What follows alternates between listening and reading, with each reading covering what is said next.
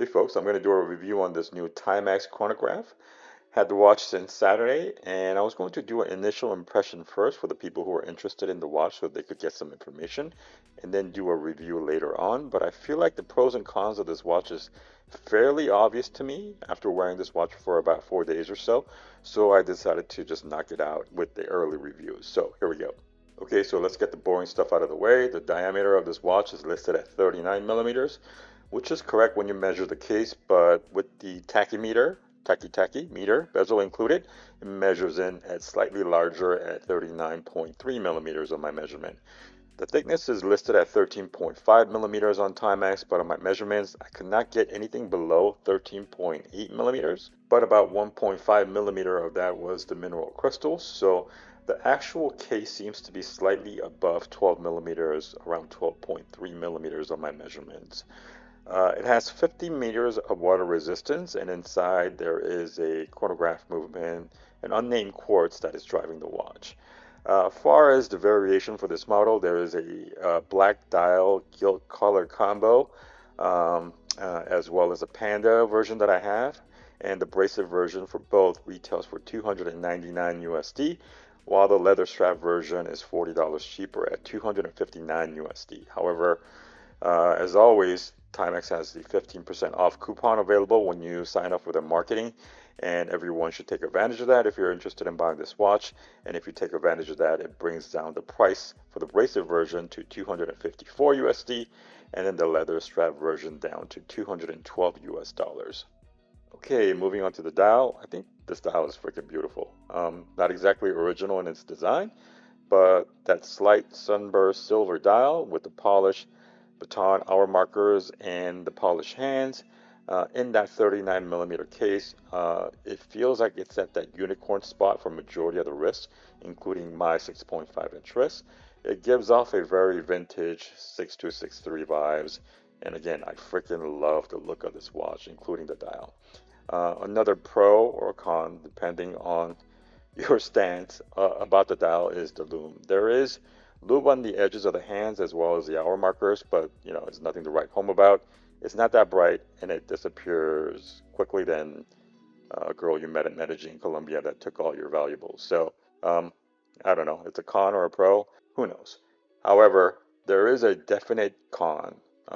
Two big cons, I would say, about this dial, and they are all centered on the bottom callouts of the dial. So on this chronograph, unlike the Q release chronograph that Timex did previously, it's missing that third wheel indicating the seconds of the time. There is an upper left wheel on this particular model indicating the minute passage of the stopwatch, and then a right wheel that indicates the 24-hour indicator.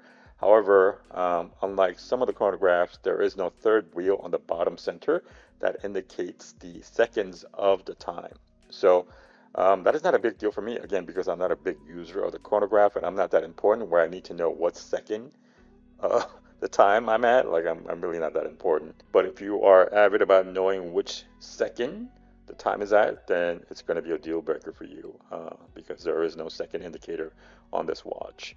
Now, what is a big deal for me as far as con is that it's in the same geographic area on the dial, which is that the third wheel has been replaced with callouts of, I think it states, established in 1845. There's a phrase chronograph and then 50 meters of water resistance call out. I don't know why you want to call that out. You probably want to hide it rather than advertise it, but whatever. But the callouts itself is not my issue. It's just that the area where the callouts are imprinted has different texture than the rest of the dial. So the rest of the dial has, as I stated before, a sunburst, more of a gradient type of dial happening, but there is a circular shape that you see on the bottom call out where it's flat. Now, you won't be able to see it unless you really look out for it, but once you see it, you can't unsee it. And it's not really noticeable on a normal lighting.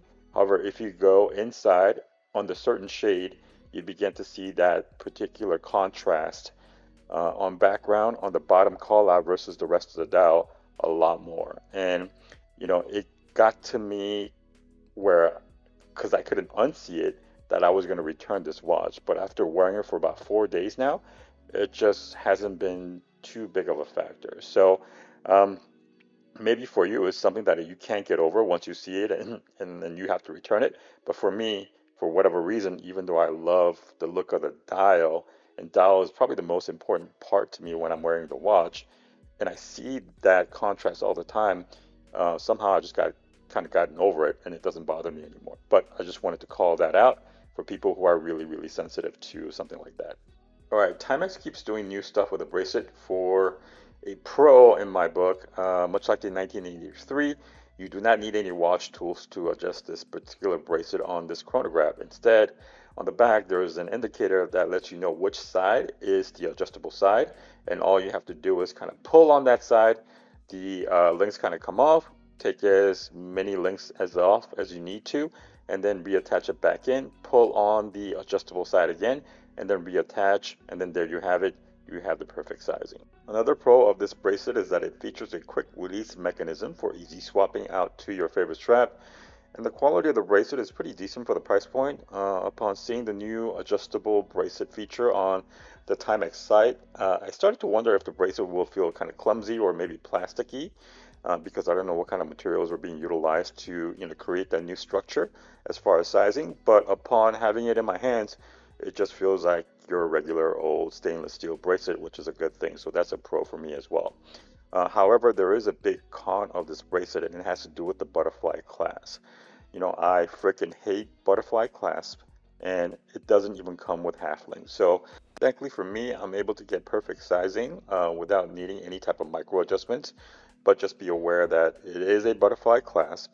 It doesn't have any micro adjustments, obviously, and then it doesn't come with any half links. So there is a real possibility that you could end up in a no man's land where the bracelet might feel a little bit too big or a little bit too small for your wrist.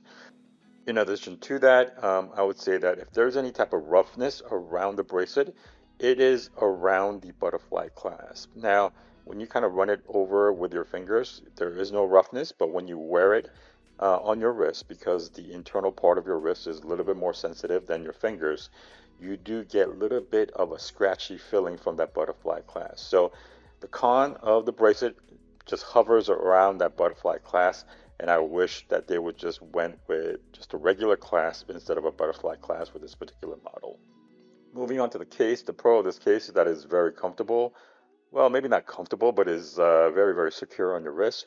The combination of the case diameter only being around 39 millimeters with a very compact lug to lug of 46 millimeters. It feels pretty secure on my 6.5-inch wrist, and it looks pretty good as well.